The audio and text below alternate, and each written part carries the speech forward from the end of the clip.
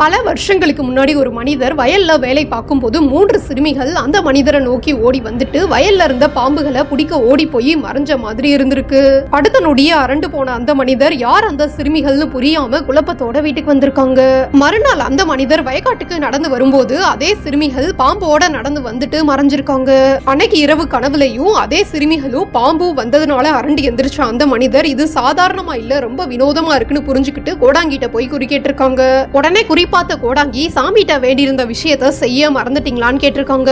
உடனே அந்த மனிதர் சாமிகிட்ட நான் எதுவுமே நேர்ந்துக்கல, பல வருஷங்களுக்கு முன்னாடி 3 தெய்வத்துக்கு சேர்ந்து ஒரே இடத்துல கோவில் கட்டணும்னு ஆசைப்பட்டேன். அந்த சமயத்துல காசு இல்லாததுனால நான் கோவில் கட்டல, இப்ப செல்வாக்கோட சாமி என்ன வச்சிருக்காங்கன்னு சொல்லியிருக்காங்க.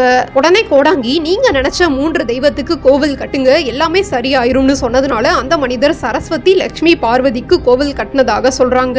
இந்த சாமியோட பேரு திரிசக்தி அம்மன். காஞ்சிபுரம் தாளம்பூர்ல இந்த கோவில் இருக்கு.